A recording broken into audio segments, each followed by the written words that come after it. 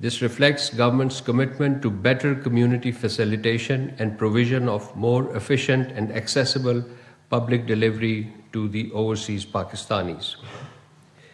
During this week, Deputy Prime Minister, Foreign Minister, Senator Mohammad Ishaq Dar held telephone conversations with his counterparts from Algeria, Turkey, and Canada.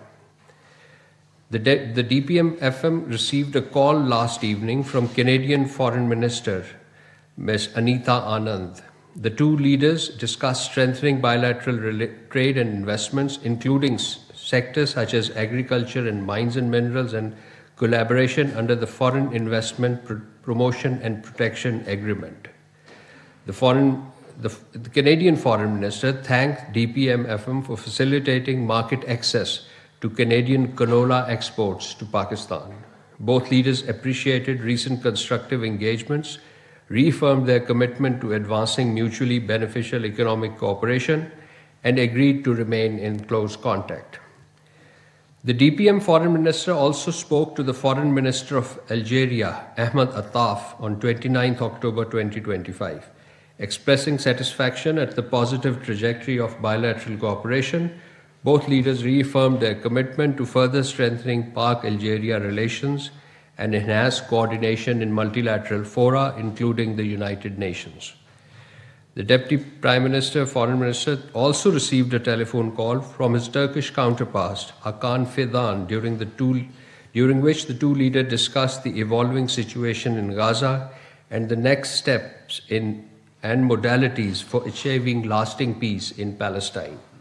The Foreign Minister, Hakan Fidan, invited the Deputy Prime Minister, Foreign Minister, to Turkey for the forthcoming meeting next week of the 8 foreign ministers of partner countries who were engaged on the sidelines of UNGA 80 in the diplomatic process on Gaza. Ladies and gentlemen, moving on to Afghanistan, the second round of talks between Pakistan and Afghan Taliban regime in the presence of mediators concluded in Istanbul yesterday evening. Pakistan participated in the Istanbul talks, which started on 25 October, in a good spirit and with a positive intention. The Istanbul round was initially scheduled for 2 days. However, in an effort to reach an amicable agreement with the Taliban regime, Pakistan side, in earnest, continued the talks for 4 days. Pakistan positively engaged with the Taliban regime without compromising on its clearly stated position that Afghan soil should not be used for terrorism against Pakistan. Pakistan does not seek further escalation of hostilities, but expects the Afghan Taliban regime to honor its commitment to the international community and address Pakistan's legitimate security concerns by taking concrete and verifiable actions against terrorist entities, including Fitna al-Khawarij and Fitna al-Hindustan. It is highlighted that for the past 4 years, Pakistan has been urging the Taliban regime to take decisive and effective measures against the terrorist outfits present on Afghan soil. We repeatedly shared credible information about the presence of top leadership of Fitna al-Khawarij and Fitna al-Hindustan on Afghan soil with the Taliban regime. However, despite repeated assurances in the past, there has been a surge in terrorist attacks in Pakistan from Afghanistan.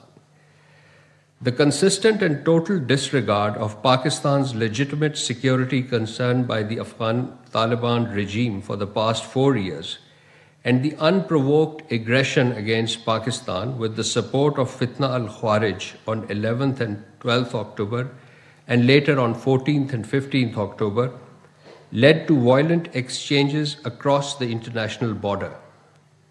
Pakistan decisively responded to Afghan provocation aimed at destabilizing the border area, facilitating terrorism, and furthering the Fitna al-Khawarij's nefarious designs.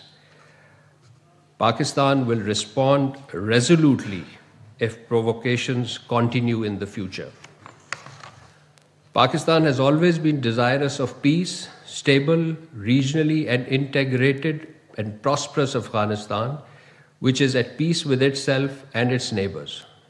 With the Taliban takeover of Kabul in August 2021, we expected the vision of regional peace and connectivity to be realized.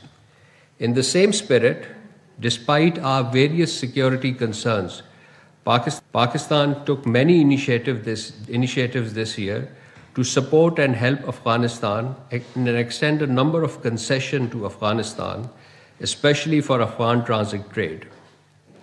We also elevated our diplomatic representation with Afghanistan from CDA to the ambassador level and also agreed to extend CPEC to Afghanistan.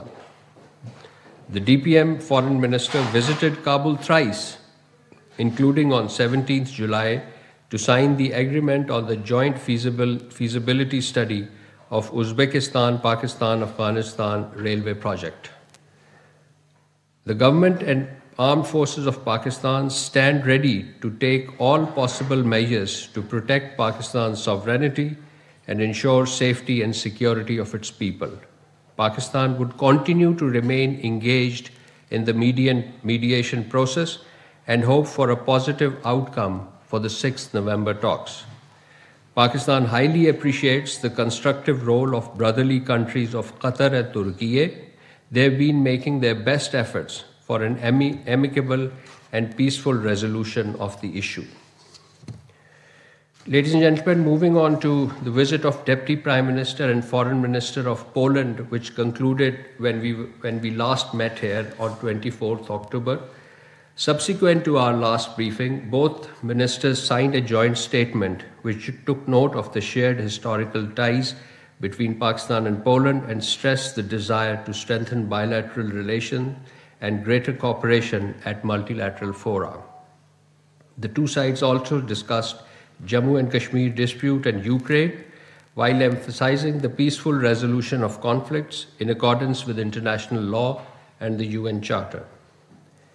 This week, Israel continued violation of Gaza peace agreement. Pakistan strongly condemns these renewed attacks by Israeli occupation forces in Gaza, which have reportedly resulted in numerous civilian casualties. These actions constitute a flagrant and clear violation of international law, as well as breach of recently concluded peace agreement. Such aggressive measures by Israeli occupation forces threaten to undermine the international efforts aimed at establishing durable peace and stability in the region. Pakistan calls upon the international community to ensure an immediate cessation of ceasefire violation by Israeli occupation forces. Pakistan also reiterates its principal position for the establishment of an independent and sovereign, viable and contiguous state of Palestine based on pre-June 1967 borders with Al-Quds al-Sharif as its capital. Moving on to European Union, this week the third session of Pak-EU Migration and Mobility Dialogue was held at Ministry of Foreign Affairs. Pakistan side was led by Director General Europe Irfan Ahmed and EU side by Deputy Director General Home Johannes Leuchner. The two sides reviewed the discussion held the preceding day during the 16th Pakistan-EU Joint Readmission Committee and the third Pakistan-EU Talent Partnership Roundtable held at the Ministry of INC and the Ministry of OP and HRD respectively. Both sides appreciated the growing level of cooperation on the issue of migration and labor mobility. Pakistan side emphasized that it remained committed to the EURA agreement. EU side acknowledged Pakistan's efforts towards curbing illegal migration. Both sides agreed to work towards implementation of the Pakistan-EU. तर्जुमान दफ्तर खारजा press briefing दे रहे हैं। इसके अलावा दूसरी जानिब लाहौर में MQM Pakistan के chairman Khalid मकबूल Siddiqui news conference कर रहे हैं। जी इस 140A में ये भी हमने मुतालबा रखा है कि थर्ड टियर ऑफ गवर्नमेंट को भी गवर्नमेंट करार दिया जाए, जिसको हटाया ना जा सके, मुद्दत पूरी करे। जब जी सवाल ये है कि यहाँ तो हमने देखा है 2009 में मुद्दत खत्म हुई मुकामी हुकूमतों की और उसके बाद अक्टूबर 2015 में इलेक्शन हुए और 1 जनवरी 2017 को इख्तियारात दिए गए यानी उनको, लेकिन उसके बाद हमने देखा कि एक जमात आती है वो आगे सबसे पहले शब्द मारती है, बलदियाती निज़ाम को ख़त्म करती है और उसके बाद से अब तक कोई बलदियाती निज़ाम नहीं है। 21 में उनकी मुद्दत ख़त्म हुई, 22 में, और आज तक 25 आ गया, 3 साल हो गए इलेक्शन नहीं हुए। ये जो जमहूरी रवैये है इसको कायल करने के लिए कोई आपकी जमात को लीड करेगी, क्योंकि बलदियाती निज़ाम जनाब ये ज़्यादा आप बात करते हैं, जमात इस्लामी बात करती है, क्या कौमी लीडरशिप इस पर 26वीं तरमीम पे हमारा एक ही शर्त रखी थी हमने कोई इस काबीना में अपने लिए वजारतें नहीं बढ़वानी थी, अपने लिए कोई फंड नहीं मांगे थे। हमने कहा था 140 है जो कराची में नहीं अमल दरामद होना, इसका पूरे पाकिस्तान में होना है, ये हमारा। और ये हम अब ये फैसला क्योंकि सिर्फ आइन का तकाजा नहीं है, अब ये सुप्रीम कोर्ट का फैसला भी है। ये अय्याशी सिर्फ पाकिस्तान के हुक्मरानों को है कि आइन का आर्टिकल जो उनको पसंद आता हो उस पर अमल करें और जो हम पसंद ना आता हो उस पर अमल ना करें। अब ये नहीं हो सकेगा। देखिए, ना कहने का मौका दें हम दुनिया को कि पाकिस्तान में जब जमहूरियत होती है तो बुनियादी जमहूरियत ख़त्म हो जाती है, और जब आमरीत आती है तो बुनियादी जमहूरियत आ जाती है। तो मेरा